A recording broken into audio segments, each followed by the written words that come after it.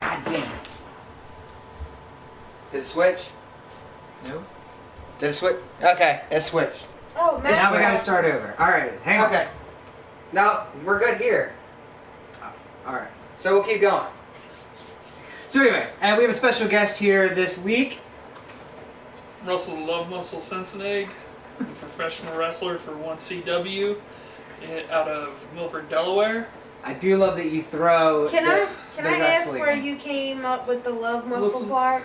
Well, we'll get to that. We'll get to that. We'll All get to right. that, okay. Because before we get started, we want to jump in with an update on DDP yoga. So Yes. you've been doing the DDP yoga Yes. still? Been keeping it constant? Yes. How's it go? I only lost 1 pound this week, That happens. but I feel skinnier than I was last week because now I can't walk without my pants falling. Good. And I heard there was some other good news about pants. Yes, I can fit in my jeans again. Woo! All right. And you've been keeping up, Karina? You've been keeping up with the workouts too? Yeah. And how are you finding it now? We're in week what? Week 3? Yes. How's week 3 going? I am so excited because now I can actually grab my leg and bring it up like I used to be able to. Nice. I'm sure Kenny's excited about that too. I wouldn't know. She's not giving it up. Yeah, so what's the workouts been like? I mean, are they getting easier? Are they getting harder? What's the I deal? think it's getting easier. Is it the same workouts as We before? I can do on the Red Hot Core, which is supposed to be a hard workout. Yeah. I can do the advanced versions of them. Nice. Okay, so 3 weeks in and we're already adjusting to the whole program. Mhm. Yeah? How are you finding it? I mean, the Red Hot Core is still a little bit of a struggle for me, but I think a lot of it is I've had an issue for ever since the accident with extending this leg all the way. Yeah. So when I try to, it hurts like hell. But when I keep up with it, like after the accident, after my bone healed and everything, Yeah. anytime I tried to lay on the left side, after about 10 or 15 minutes, I would feel pain all the way down my leg. Now it's not as bad as it was. Good. I don't know if it's working out whatever tendon in there was really tightened from it, or And so by the What? end of this thing, I'm yeah. hoping to be able to lay on my left side again without any pain. Good. That must really suck because then you can't roll away from her. You got to stay. Right. So, have you tried any more of the recipes, or any of the recipes working? We did the broccoli soup this week. Okay. It was good, but it's not something I can eat every day. Right. I took like 4 bites out of it and didn't want to eat it no more. Is it like super healthy broccoli soup? It's mostly broccoli with a little bit of vegetable broth in it. Okay. Yeah. It There's doesn't sound... supposed to be like tofu in it and onions. But Kenny don't like none of that Yeah, stuff. me I either. don't like none of that shit. So Yeah. It's basically broccoli put in a grinder Right. with the vegetable broth, and then you got the what else did they have? What was in it? It was EVOO, Okay. vegetable broth and broccoli. Sea salt. Steamed Right. broccoli. Sea salt and pepper. But And so, then you could put Parmesan cheese on top of it. but the tofu and the onions would have given it some thicker consistency. So it was really just broccoli and broth. Oh, it was Yeah. thick already. I ate a whole bowl of it. Oh, you liked it? I mean, It it wasn't bad. tasted It's just not good. something I could eat every day. Right. It tasted good, but like I said, after those couple bites of it, I was just like, Yeah. blech. Well, I gotta say, it's probably, I am imagining that my mind would just say, why don't you put a shit ton of cheese on this? Because when I think broccoli, I think cheese, so. Yeah, that went out. Matt wants to talk about stretches. Oh, is this Matt Mayday? Yep. Hi, Matt, what's going on? Like Matt, you can participate in the podcast if you just check out DirtyShoreUnderground.com or follow Dirty Shore.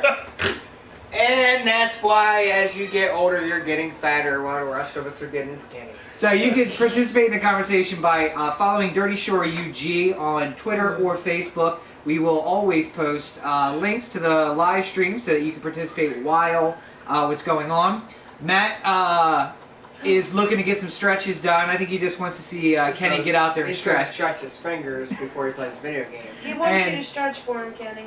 And Matt also recommends Okay, that's what porn's Mickey for. D's over the DDP yoga food, apparently. So, Matt, thank you for joining us. Make sure that everybody... I ate processed food Saturday night, and that's probably why the fuck I only lost a pound this week.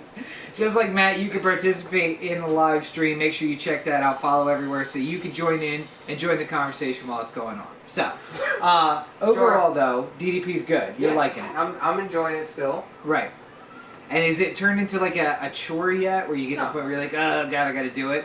Okay. I liked the I know this is backtracking, but I liked the Asian stir fry that they had. That one was good. Right. That one was good, and then the rosemary chicken. Yeah, those were good. Those were like the second day I finished off the Asian stir fry. Right. And I did the same I thing. know, I with didn't the even get rosemary another plate of it. He ate it all. Because I was sitting here at 6 o'clock in the morning and playing Metal Gear, hungry, and had no breakfast food in the house because we hadn't gotten our food stamps yet. I was like, Stir fry. So it worked for breakfast too. yeah. I mean, that's healthy food. Why not? Right, right.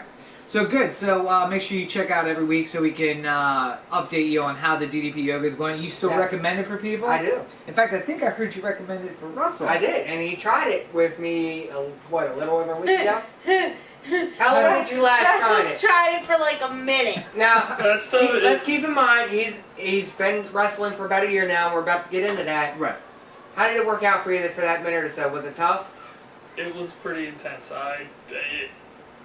And I would you say thought it was a joke at first. and- exactly as well? She I did. mean, I thought it was a gimmick to make DDP money, and it's not. He's actually doing stuff to help people, That's good. and I need to get into it because I've actually gained weight from. I was down to 315. But you've at this also time- lost quite a bit of weight. I probably lost close to 60 pounds after I started wrestling, and I've gained at least half of that back. But you That being still said, don't look I'm- like you're in bad shape, though. What? You don't look like you're in bad shape. No, I don't look like compared to what you I don't look like how I was this time last. So you got to think about how much of that might be muscle. No, that's true too. Putting back weight, but it's muscle weight. It might be muscle weight. It might be fat. I mean, Well, if you do DDP, then you'll figure out whether it's one or the other. I mean, you could do DDP within a half hour a night or less. Yeah. So I just gotta have a DVD player and all that stuff, and you can also do it at work too, because at work all I do is sit around. Eh? well, once Yeah. you remember the moves, then you can do it anytime you want. Yeah. And we got a paper move set All on. spread out. Yeah. So Well, all right. So, getting to the topic at hand for this week. A few days ago, we had the opportunity to go check out the 1CW wrestling match, the Kimberly Cup. Is that right? Yes. The Kimberly Cup on Saturday night. That you can always find 1CW online on Facebook. I think they have a Twitter too, if I remember. I believe we only have Facebook. Okay. And I believe we have a select few matches online on YouTube, and we also have DVDs for sale from some of the past shows for I think like $10-15. Well, and I do know this. You can make sure you check out hashtag 1CW Wrestling on Twitter and on Instagram.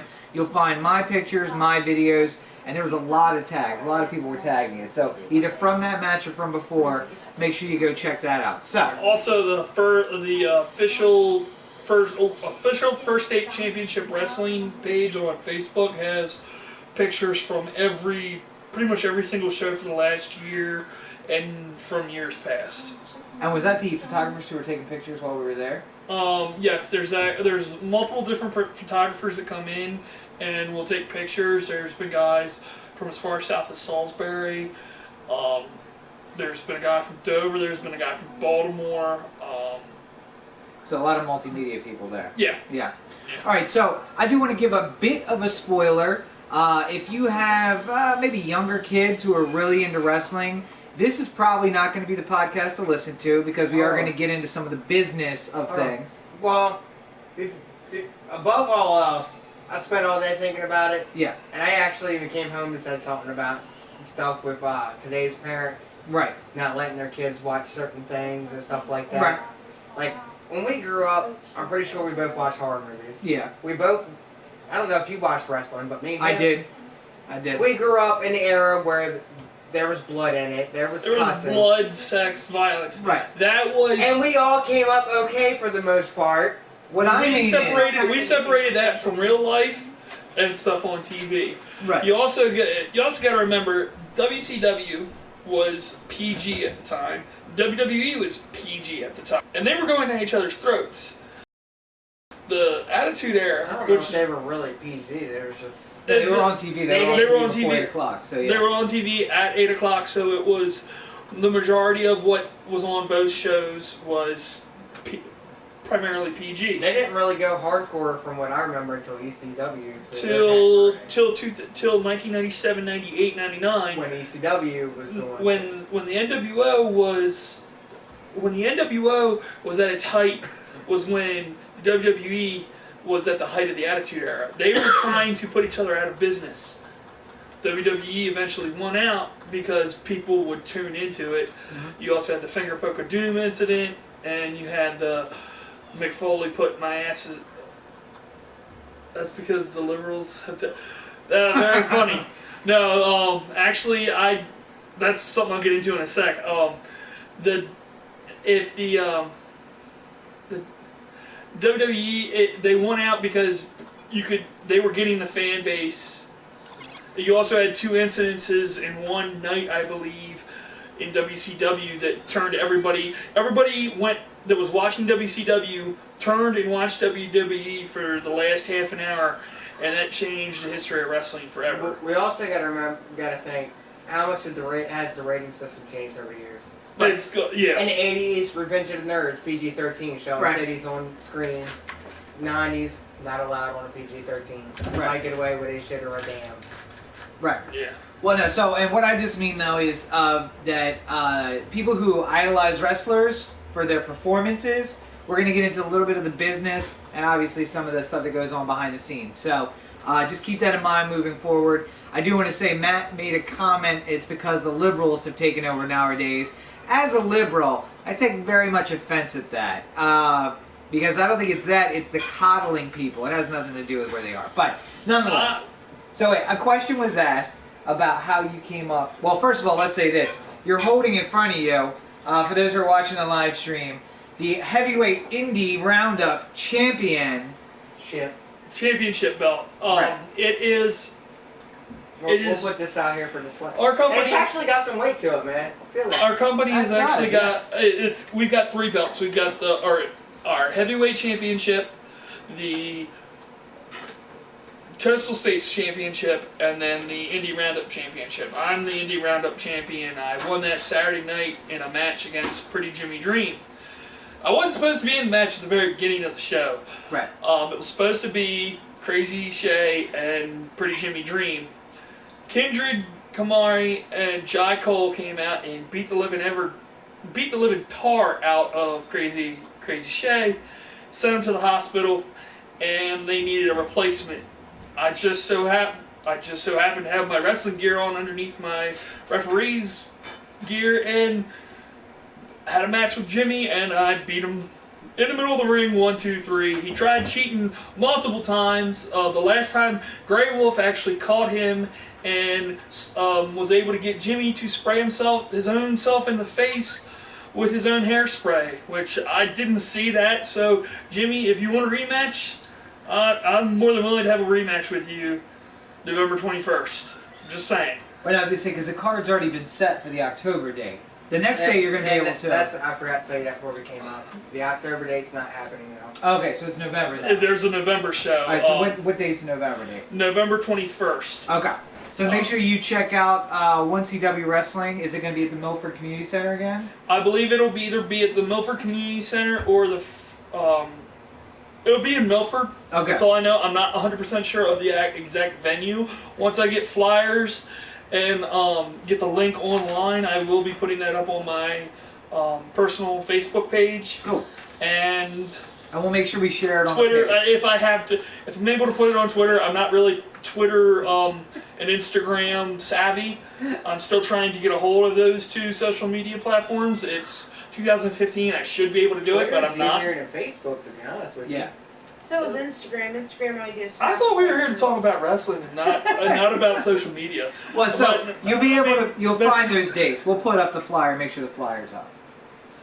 And I will be flying all over. I will be flying Denton, Easton, Greensboro, Ridgely area. I will be. If anybody is from Chester County area, I'm going to be flying up that way also. That seems to be an underserved area of the state wrestling wise. Pretty much Queen Anne's County and Kent County. Everybody seems to forget about them, but And all of them are a very short drive over across the state line to Milford. to Milford, yeah, it's Yeah. about a half an hour drive. Yeah.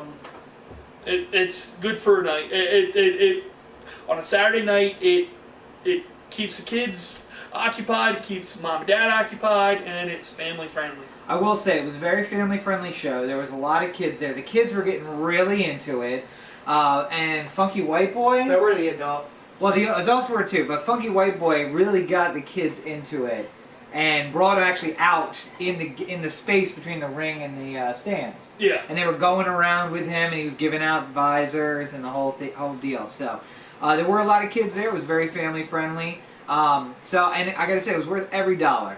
Every dollar spent, it was that much entertainment. So make sure you come out and take a chance to come see it in November. I want to say one thing, because for everybody that says this is completely fake, Yeah. we sat there and watched the storyline is fake. Yeah. You can't fake the sportsmanship of it. You can't. One guy got power bombed onto the floor, not even in the ring. There was about this much carpet probably between the floor and the concrete. When did that happen? That was the fire That blower. I really don't remember that because I got. Oh, you were in that. That was your match. I got thrown out of the ring and I landed actually pretty hard on the ground. I really don't remember Yeah, most but it of was what right in the happened. entranceway where it happened. Yeah. Oh, it was? Yeah, but like I'm saying, you can't fake a bump. No. Bumps still hurt. Oh, yeah. Well, You can't change gravity. And those the chest smacks. Good God. It was like radiating across Oh, the he whole said I room. could chop him one time. I told I Justin did. to ask him. I have to do it with my backhand though. Okay. He said I could chop him though. All right. So before we get into all that stuff, the first question I was asked was Karina asking you how you came up with your persona. How did that develop? we were one day at practice. We were coming up with ring names for each other. People were asked, "What would you like your ring name to be? What do you want your persona? What do you want your gimmick to be?" And I just very calmly sat there and said, "I'm Russell Love Muscle." And the way I said it, everybody in the class started laughing, and we had two women in the class, and they started cracking up, and just everybody stopped doing what they were doing for a couple minutes.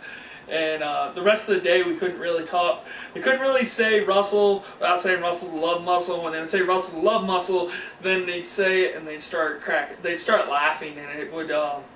It's a tongue-in-cheek. I mean, it's a double entendre, but it's just. I like the name. It rhymes, and instead of saying my last name and having going up and having Russell Sensenegg, no, I would rather people just say Russell Love Muscle. It's a lot easier than having to remember my last name, and some ring announcers are going to butcher my last name to hear high heaven.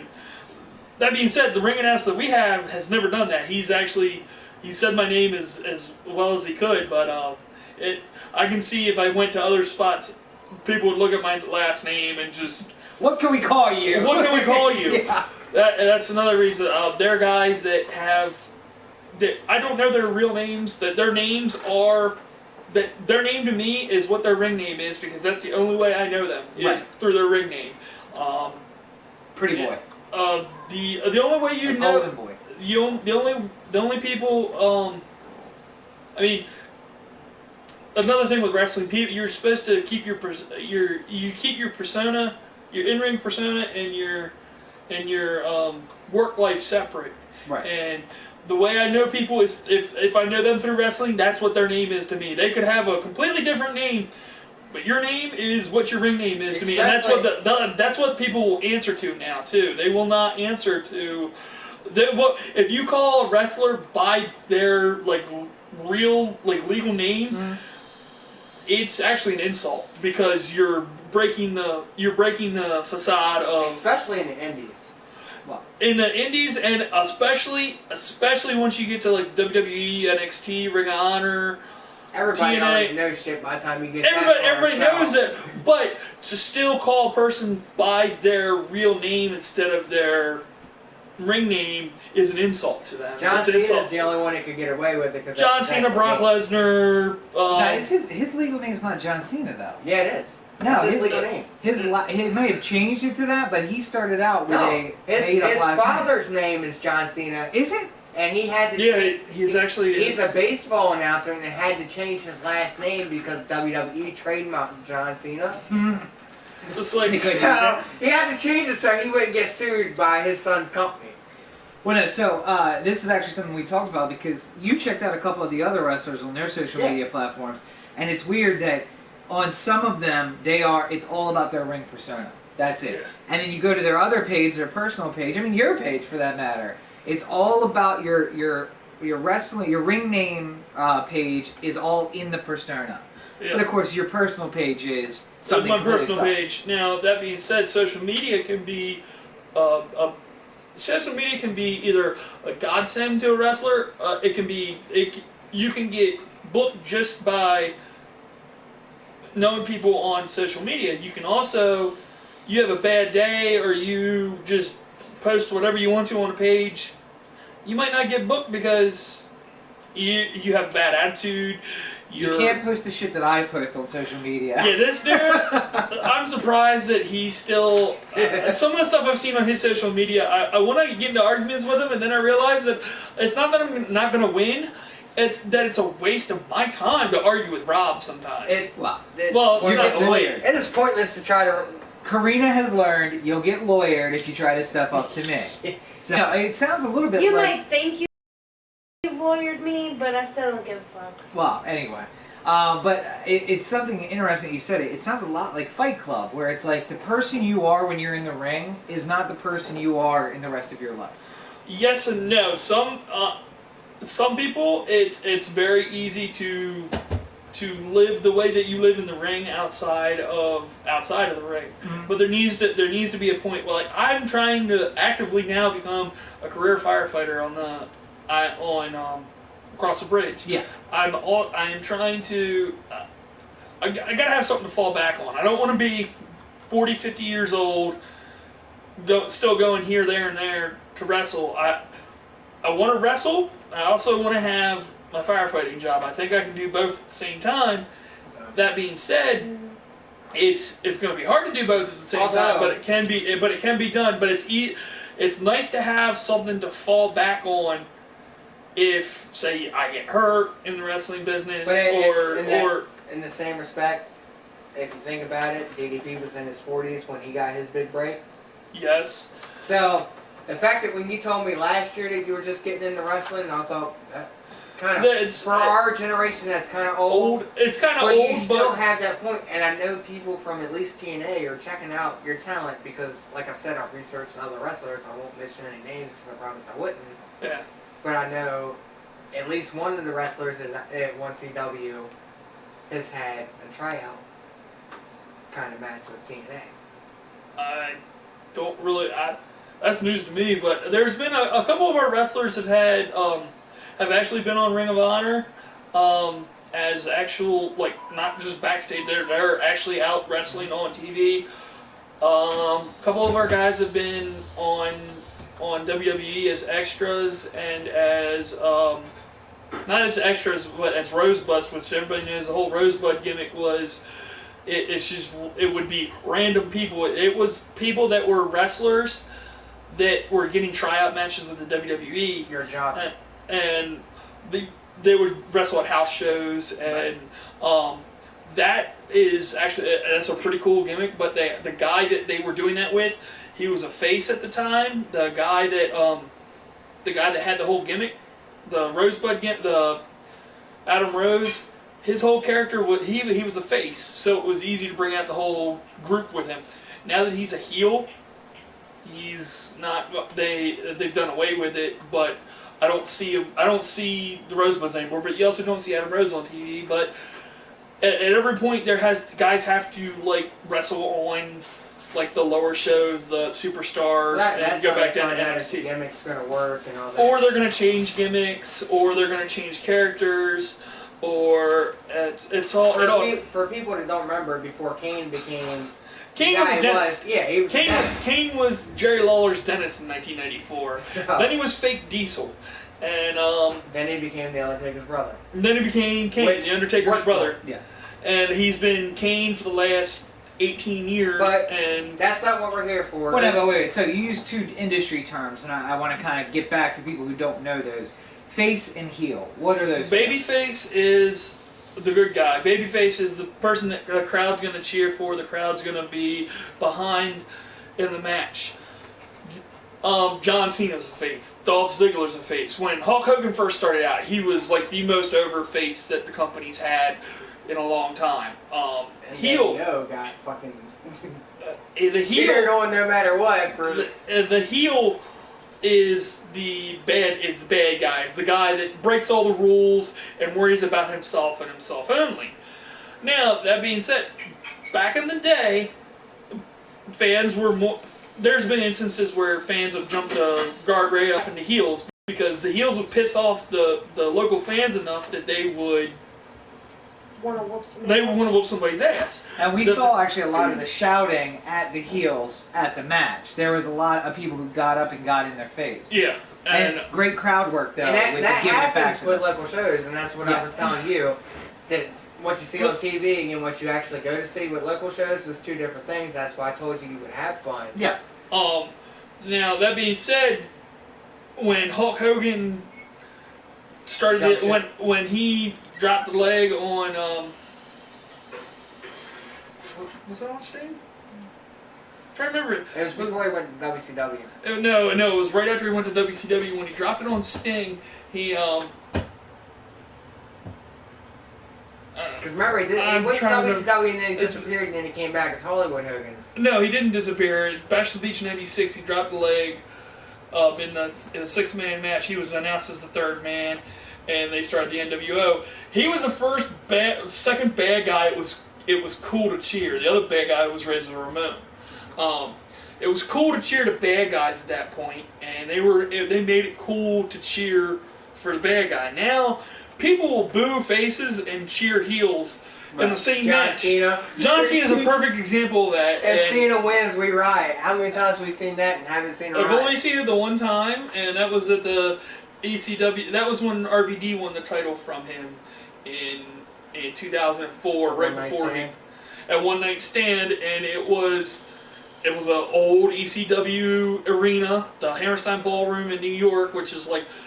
When you look at wrestling in the Northeast, that Madison Square Garden, the Nassau Coliseum, the Hammerstein Ballroom, the 2300 Arena, those are like the wrestling, those are the hallowed halls of wrestling. That's not like the Vatican, but it's darn near close to the Vatican when you talk about wrestling, especially in the Northeast. Okay. Well, and you mentioned one thing that a face becomes a heel, but it does work the other way too. A heel can become a face. Rock started out as a heel. Rock started out as a face. Yeah. He was so over as a face. The WWE was pushing him so hard as a face that people didn't buy it. They didn't buy it. They started the whole Nation of Domination, Black Islam, the Islam, Nation of Domination, which was like 4 or 5 black guys and Owen Hart as this militant Islamic wrestling faction, and he got more over as a heel with that gimmick, and then eventually they phased him out of the Nation of Domination and broke it up, and then it was him and Triple H had a series of matches. Yeah, because he became the bodyguard for Vince McMahon for a little while, and that's when he got hooked up with Triple H. At that point, that was when he was in the corporation, and then after the corporation, him and Mankind had the Rock and Sock connection, and then right around 2000, 2001, 2002, 2003, they made him a heel again. He was just an arrogant prick, and then he didn't quit. He was offered a movie. He was offered a series of movies with either Paramount or one of the major movie companies. He was offered a series of movies with Stone Cold was offered the same deal, and he turned it down. Or he only did a couple of the movies. The Rock Who's a good example, by the way, of a heel you cheer for. Oh yeah. Stone Cold. I don't know if Stone Cold could ever really be considered a heel. He started off as he was for him. He started off as he started up. I'll get to that in a sec. But then the Rock will come back here and there. But it's mostly to promote a movie. Now he will. When he comes back, I still pop a little bit. I still cheer a little bit because that's somebody I grew up watching. I like him on the mic. I don't like the fact that he still gets in the ring. Wow. Well, but he's a beast. He's a beast. When you stand up next to Charles Barkley and Shaquille O'Neal, the dude is like not even the guy might be 6 foot. I mean, he is Jack Diesel. But when you stand, there's pictures of him online with Charles Barkley and Shaquille O'Neal, and he looks like a little kid. Right, but a little kid with 23-inch arms. That's Stone Cold. When he first started, he was a when he first started in the WWE, he was a heel. Yeah, and then he became WrestleMania 13, I believe, when him and Bret Hart had the no DQ match, and he's sitting there. Bret Hart busts his face open with the bell, between the belt and getting hit with the ring bell. He busts his face open, and Bret Hart puts him in a sharpshooter. Bret Hart was a face at the time, had been a face for most of the '90s. Put him in a sharpshooter and wouldn't let go. And Stone Cold, he lays there, and he's screaming, and all you see is blood all over his face, and he just passes out. That was a double switch. Bret Hart was a face going into the match, and he came out a heel.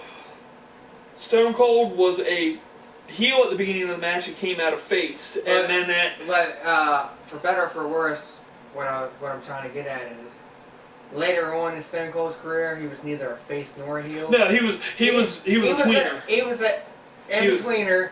For better or for worse. So is The Rock. He was his own kind of Deadpool. Right. So is The Rock. So is John Cena. Right. John Cena's never been anything but a face. He's the one that brought back the whole. Here's the thing. He is a face in the world, but there have been little lines that have taken him kind of to the dark side and come back. He's come back. Yeah. There's always been that part where people want to see him have a run as a heel, but he does so much outside. Right. He does so much with charitable work with Make-A-Wish and everything that he will. He is the face of the WWE right now. And if parents weren't such pansies these days, he could be a heel and still be real big with Make-A-Wish. Right. But that is yeah. I'm sorry. That's my opinion. So one thing he said earlier, and it's something we've heard when we've talked to a couple of different people on the podcast. It's having that thing to fall back on. So you're planning for the future. You would love to be a professional. I'd love to make it to the WWE.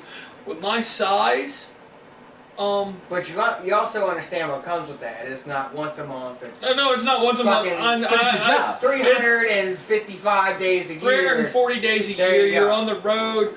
Wrestling every single night. If you're not, no time to recover. You wrestle Monday night. You have Monday Night Raw. You have. There's house shows every night. You have SmackDown on Tuesday. It tapes Tuesdays. Raw is live Monday. SmackDown is taped Tuesday. Superstars is taped Tuesday. But you have house shows Friday, Saturday, and Sunday. House shows take place every night. Yeah, but that being said, if you're not one of the real biggies where they want to save you for the live tapings or for SmackDown since it's pre-recorded, you're wrestling almost every night. Yeah. So you got that being said, those guys are at the top of their craft. You got to think about the toll that takes on your body. How bad did you feel when you woke up the next morning? Oh, every single night the next day I woke up, my body was hurting, and it was 3 hours of practice every night for 12 months. Now, to get away from the WWE, TNA stuff for a minute, because we're already almost 40 minutes into Oh, we it. are. Yeah. And I've barely put myself over. I've been putting over companies that, that don't even know who I am. I want to hear about you in wrestling school. Yeah. We started out with 20 people. First and foremost, there was a wrestling show that came into Goldsboro Fire Hall in May of 2000. I remember that. May of 2014. I went to that show. I was interested in trying to get wrestling into our firehouse as a fundraiser. Greensboro? Yes, in Greensboro Firehouse as a fundraiser. Is there room for that there? In the actual firehouse, yes. In the in our like engine bay area, but bad thing with us is there's no parking in the city of Greensboro that would. No. But it was still we could do it outside. We could have an outside show during our carnival. That's what I was. My mindset when I was trying to think of a fundraiser to do would be to have one outside.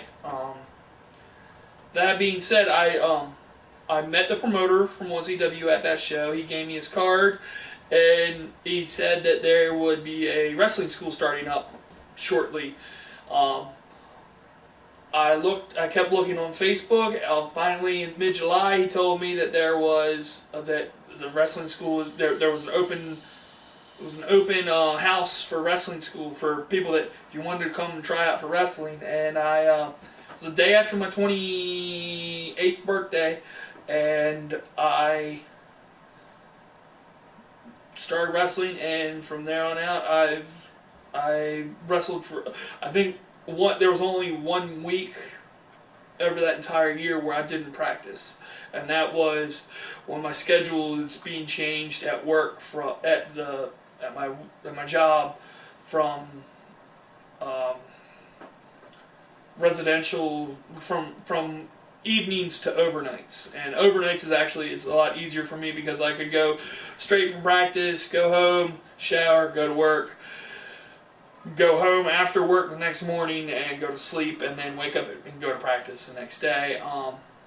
We started out with 20 people. When it got down to it, the people that actually took it seriously and got down to it and went to practice every single day. There was 4 of us. Now, when you got there, was it more physically demanding for you than you thought it would be? Yes, the first 2 weeks were absolute hell.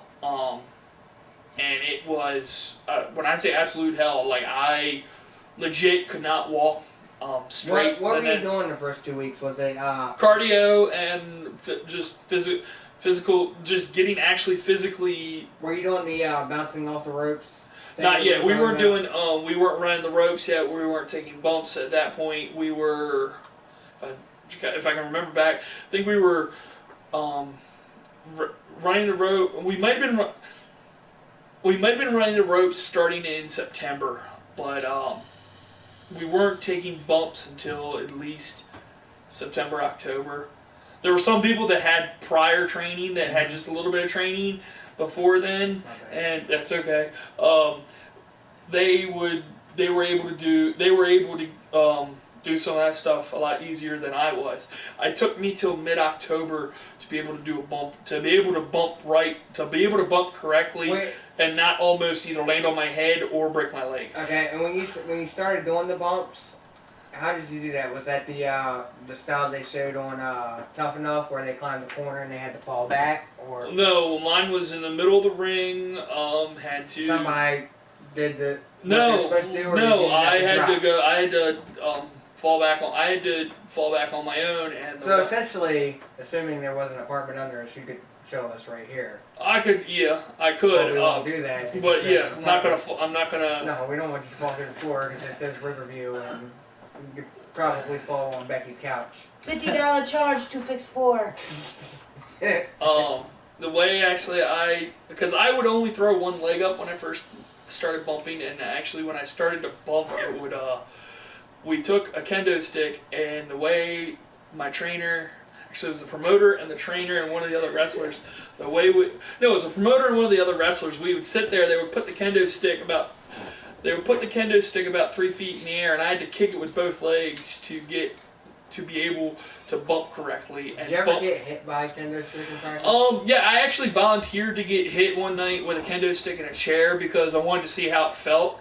And as stupid as that sounds, Which one hurt more? the kendo stick. Because it covered less surface. And it covers less surface, and it hurt more than the chair. The chair went like straight across where my shoulders are, and it wasn't that bad. I mean, yeah, it leaves a mark, but it covers more surface, and as fat as I am, I mean, you're gonna get that slapping sound of the chair going against your body. Now, that being said, the chairs they use, they're real chairs. The blood you bleed, that's real blood. It's not gimmick. It's not like people said, oh, they have blood packets. No, you look at Ric Flair's face now. You look at Abdullah the Butcher's head. That's all from Dusty Rhodes right before he died. You look at their forehead; it looks like ground beef. Right. That's but how much was them cutting themselves up with a little razor blade? I've never gigged, and I do not know. I do not know how they actually do that with the gigging. Some of it is actually what the tape is for. They had a little piece of a razor blade. They might. I've never been involved in a match with that happening. But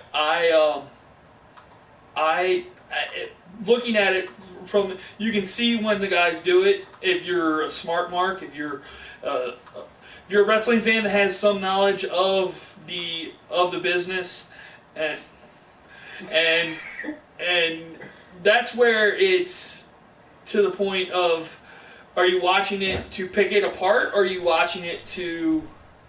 Well, yeah, and somebody was watching it to pick it apart. I wasn't trying to pick it apart. I was just pointing stuff out. Some people watch it for because entertainment. I enjoyed it while I was sitting there pointing stuff out, and you can't. I sat back and took it in for what it was, and there was like a. Well, you also went with the notion that you wouldn't enjoy yourself. Well, yeah, but I mean, I was just trying to enjoy myself. And you did. Right.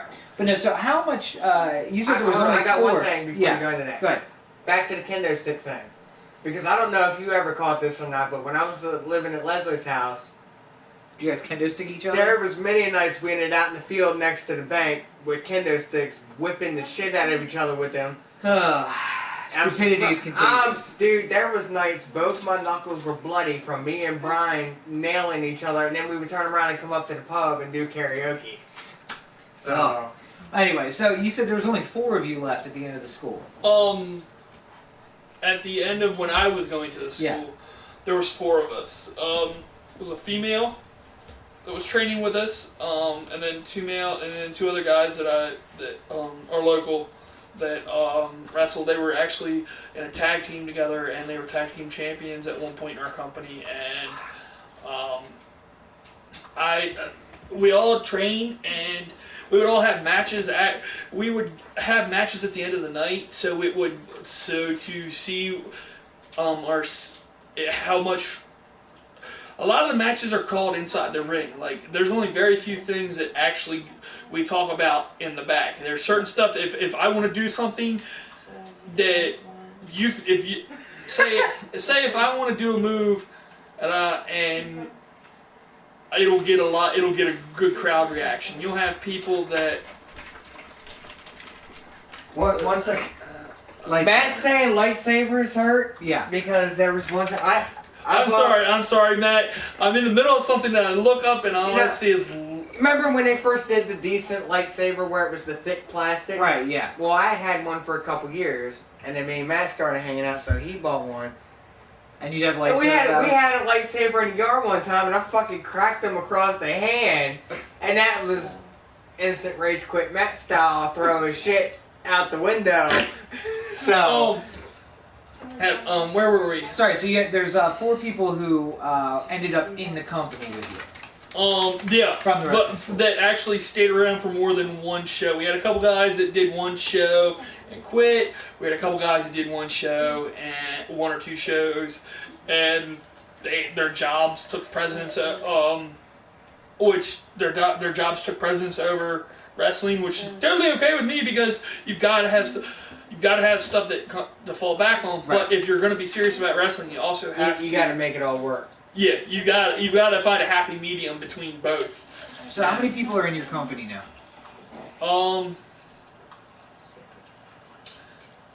anywhere on any given show, we have anywhere between 40 and 60 people. Okay. It all depends. If we have a battle royal, we're usually bringing in 10 to 20 people from outside. That's like their tryout to get into the company. And then I was in a match. Actually, I was refereeing a match, and I looked at it. But when we got done, we had 40 people on our roster. We had 21 people involved in one match. Right. It went from a 4-person. It went from an 8-man tag match with 2 managers on the outside to an 8-man tag match. There was a double pin, and then it went from a double pin to, basically we had, when it was all said and done, it was like 18 to 20 people. People rush out from the back. Tag teams that came out from the back to face the winner of the first match, beat them in like a minute and a half in a squash match, and then you had another team that came out and actually wrestled a 15-minute match with the champions at that point. So all said and done, it was a 30-minute segment of It was 3 matches over a 30-minute segment, and it was, it was half of our company was in one match, which was actually pretty impressive. And the match went off without a hitch, as far as I can remember. And Well, so if there's only you got 40 people. 40 to 60 is on a good. That's when everybody shows up, and when everybody shows up and it's not booked other places, because just like you guys said, just like with pro wrestling, like there's a wrestling show every weekend in the Mid-Atlantic. If there's not one in Delaware, there's one in Maryland. If there's not one in Maryland, there's one in West Virginia, Pennsylvania, New Jersey. Yeah, I found that out when I was doing my research. One of your wrestlers, they travel from here to New Jersey to Virginia. Yeah, there's people that will wrestle in each state, or in a couple companies in each state. And there's, I think there's like 5 or 6 companies in Maryland. And you got to, if you want to get noticed. Yeah, if you want to get noticed, to keep your name and your gimmick, trying to think of the word for it, fresh in people's minds. Yeah. So you're not just like, what happened to him? Oh, he stopped wrestling. No, if you want to be fresh in people's minds and get over either as a heel or as a face, then you keep coming back. You'll go to different companies. There's probably in the Mid-Atlantic. When I say Mid-Atlantic, I'm talking about like southeastern Pennsylvania, Jersey, Delaware, Maryland, West Virginia, and Virginia. There's probably close to 100 different companies. Right. And that's just in those 6 states alone. There's 100 different companies. But the further west you get, it's hit or miss. The further north you get, it's hit or miss. The further south you get, those are some of the old historical territories that have been around for the last 20, 30 years that the WWE will they'll scout territories. They will come to independent shows. If there's a guy or girl that is good enough to be noticed by the WWE or Ring of Honor or TNA, then they will get, or Lucha Underground, which is it's a wrestling company on El Rey. They will get scouted and they will get tryout matches with said company or with wrestlers from said company. And what a lot of people don't understand is, even if you don't make it to WWE or TNA, if you go to Mexico and you wrestle, there's people that wrestle in Mexico. There's people American wrestlers can. Hold on, let me finish. American wrestlers can go to Mexico and Japan and make really good fucking money.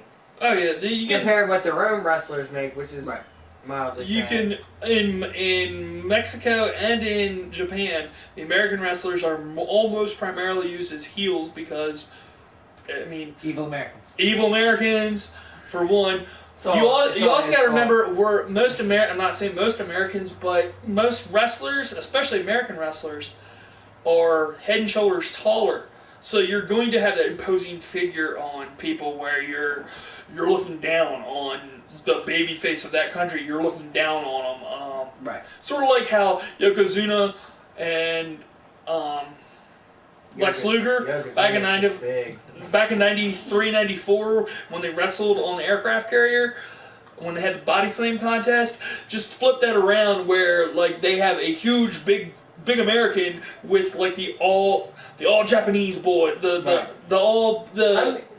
ask you this: the all American hero, but instead of American, he's Japanese or Mexican or. At your size, would you want Yokozuna to come down on you with the bonsai splash? At my size, me and Yokozuna would. There wouldn't be a lot of wrestling. There would be a lot of throwing. There would be a lot. Would you want him to bonsai drop on top of you? Is what I'm saying. Where he goes up to the side, the second rope, and he drops down onto you, and you hope his legs don't give out, and all his weight don't hit your fucking chest cavity. He's wrestled before he died. He wrestled for 20, 30 years. I trust him. I trust him that he would.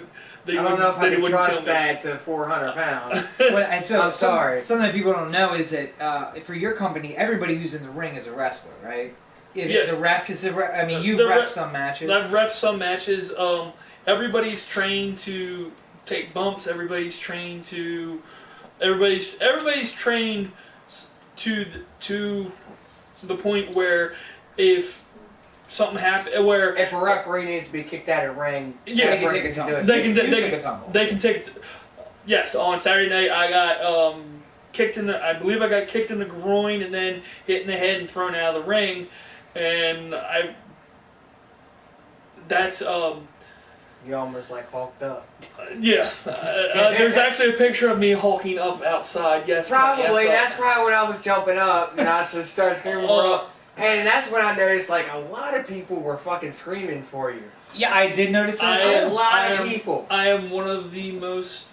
I'm not like I'm not trying to sound like prideful and toot your own horn. Toot your own horn. Yeah, you should, because we sat there. When I made my debut, I made my debut in a battle royal. My whole gimmick is I dance around and I think I'm God's gift to women, and I wear bright pink and bright neon green trunks, like to the point where it's like almost purplish pink. It's like a fuchsia. It's brighter than it's more neon than this shirt. And I made my debut. I think in May. The whole thing was I would come out as the referee, and then at the very end, when I checked everybody, my music hits, which is "What Is Love" by Hathaway. I personally think it's one of the best songs to dance to, not because of Saturday Night Live, but which means it was because of Saturday Night Live. I had to. I know you did. That's where I got it from. Is it just to say? Yes. But the whole thing was I came out, started dancing, and everybody in the ring, faces and good guys and bad guys, looked at me and just started wailing on me and kicking me and punching me. And for it felt like 3 minutes, they were beating the living tar out of me.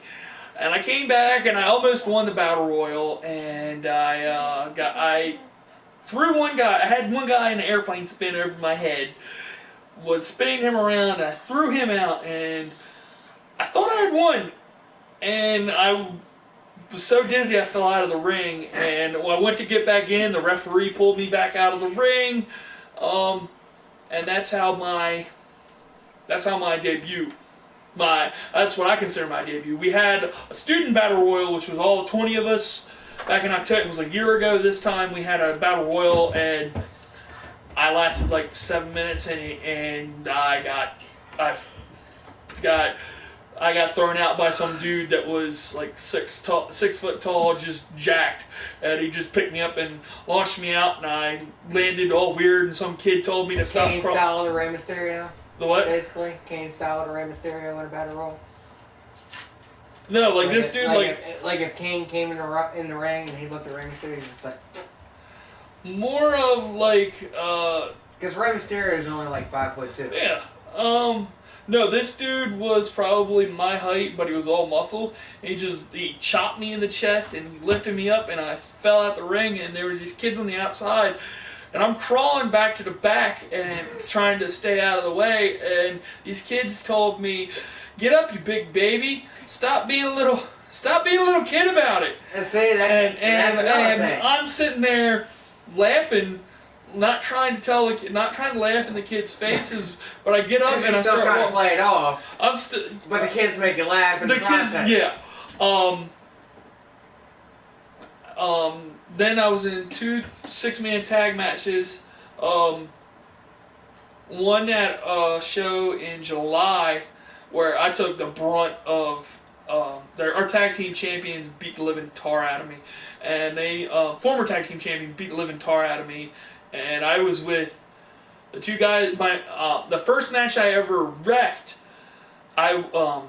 those two guys actually went and became a tag team, and I joined them along, and we had a 6-man tag match against they were the most over heels in the company at the time, and they were I wasn't involved in the very end of the match, and I remember getting hit, and I remember falling out of the ring and onto asphalt. And I was told if I was to go out of the ring that day, to go into the grass. Well, I didn't even miss the grass. I was nowhere near the grass. I got kicked out on the wrong side of the ring, and instead of fighting with the guy over there, I just told him, just nail me right here, and the photographer comes up to me and goes, "You're an idiot. You need to get your ass up, and you're gonna hurt yourself." I looked at him and I'm going, "I'm selling. I can't get up right now." Little did I know that I felt something burning. It was my thigh. I was actually laying on the ground, and the asphalt was hot enough that I burnt my right ass cheek. Nice.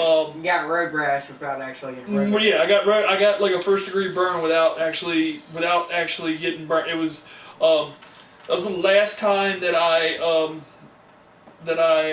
fell to the outside when I knew better, but it was the side where most of the fans were, so I was gonna Went to the fans. You go to the fans. Gotta go to the fans. All right, so you're the indie champion now. Indy Roundup champion. Yes. Indie Roundup champion. So what is up next? What can we expect coming in November? What are people coming out to see? Netflix and chill. You're not involved in this podcast, remember? That is funny though, but no, I'm not 100% sure. It might be me versus one of the other former students. It might be me and Pretty Jimmy Dream in a rematch. It might be me at I might not have a match. You know where I see it going as a wrestling fan? You versus Grey Wolf. Because he was your helper this round. He was. Yeah. Yes, he was And helping that's me. usually how it. Yeah. I don't know, because I don't know. He is injured, and I'm not 100% sure when he is coming back. But is the belt going to be on the line in November? Yes, it should be. Okay. I'm almost 100% sure that it will be on the line. Then you have to be in a match. And then obviously I have to be in a match. The belt's right here. I don't know who my opponent is going to be. I'll be your opponent. No offense, Kenny. Whoop his ass. I will. Can I make him tap out, Karina? Beat the living shit out of him, just I for would me. say I have a kendo stick, but I broke both of mine fighting in the back parking lot. Just because if I went to do it, it'd be considered domestic abuse. So we'll do a 3-fall match, submissions only. No Submissions no. only. I know submissions. Just so you know. Anyway, do you have an actual finisher at this point, or? No, not yet. We watched you use the stunner. Yeah, I used the stunner Saturday night. I've used a discus clothesline before, and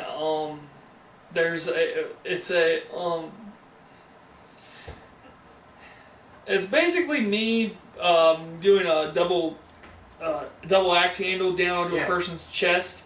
Like I'm basically doing a leg drop right by their head, but I'm not hitting them with the leg drop. It's to go watch the video on my on my actual Facebook page, not my wrestling page. There's a video of me wrestling, and I actually hit it. I actually hit a guy with it, and and it I got kicked in the face. Like Michaels did the one time when he hit the dude with the No, it's a super kick by accident. No, the guy Mojo Rawley, he's in NXT. I saw that move and I realized I can do that move. And I'm pretty sure that it'll get over too.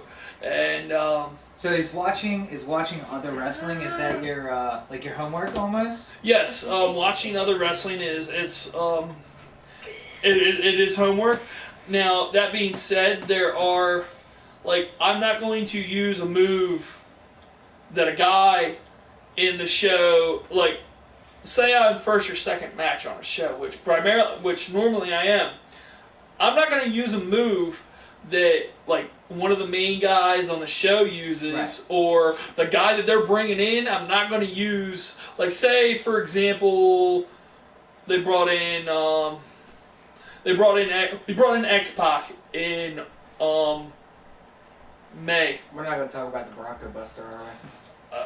Say I was a smaller guy and I was able to do a Bronco Buster. Me doing a Bronco Buster in match one. In match one, would insult him beyond.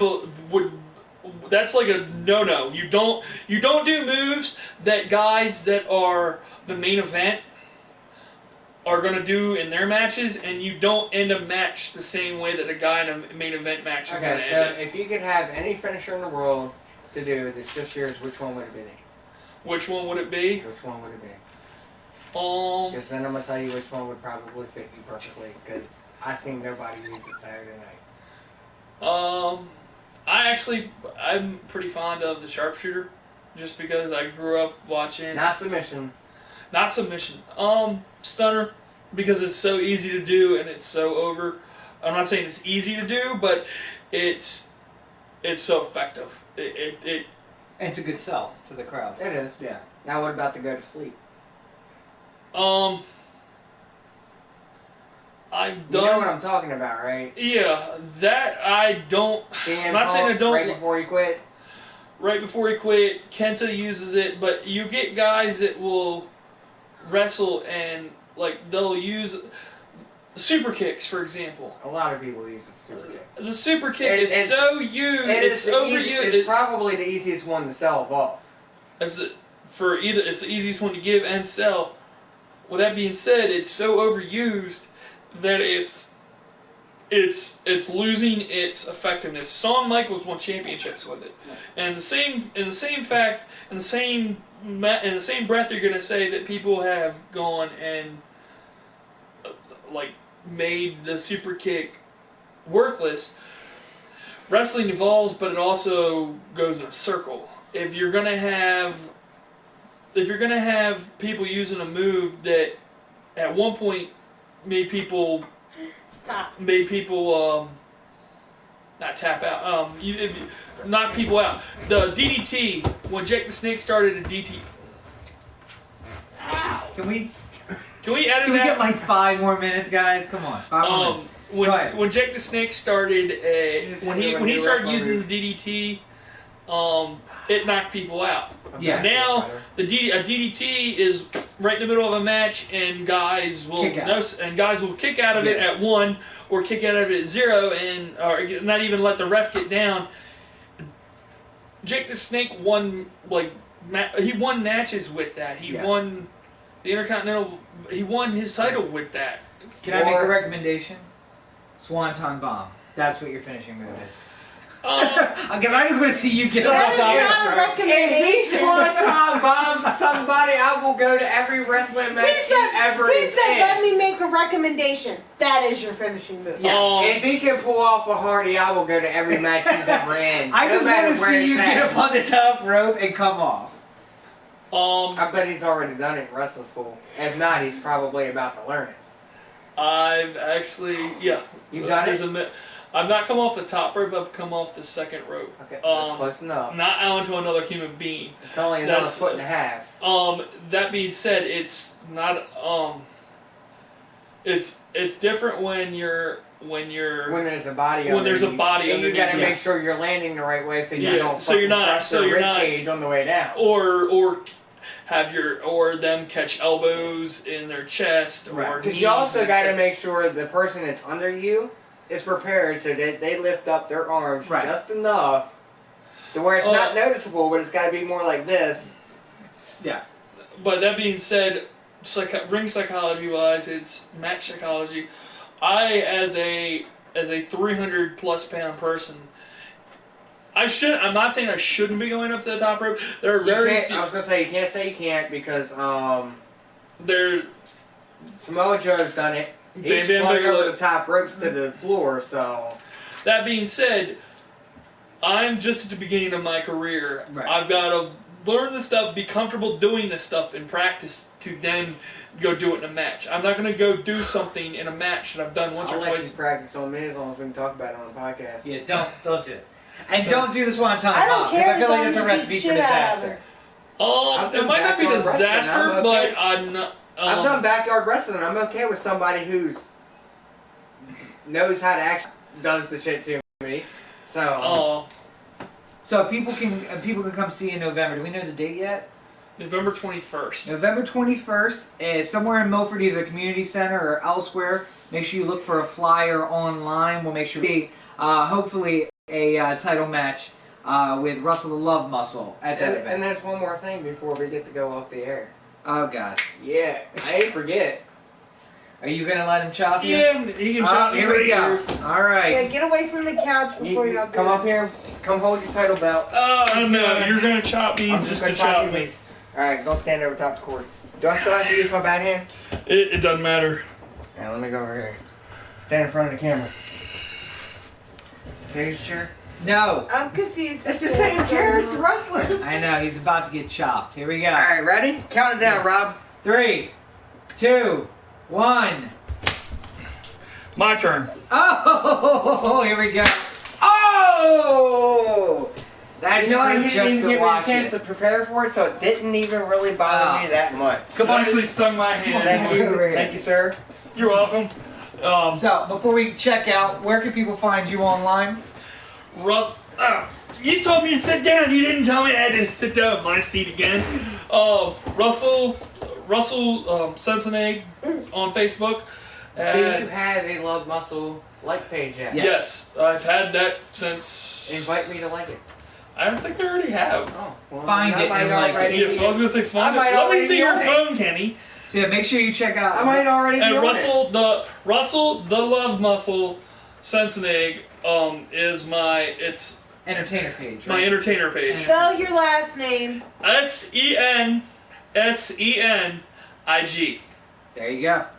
And you can find me online at Robert N. Cheek at all your social networks. Make sure you check out at robertncheek.com. That's got a little mixed up now, don't Yeah, it? I know. For my blogs, for A Dead Drop, which should be going live this week, and for links to find my books on Amazon. Don't want to hear it. One more quick thing. Did that chop bring you back to Saturday night? It did. We heard a few I of swear those to and we were God, just if like, I don't ooh. get a book soon, I'm gonna call your publisher myself. You know how you can get a book? Go on Amazon and purchase one. It's available there, No, both digital I and paper copies. You know I told what? you why. Hey, next time we have him on, we're going to trade a couple chops. Sure. Because I feel like one wasn't enough for me. Where can people find you online?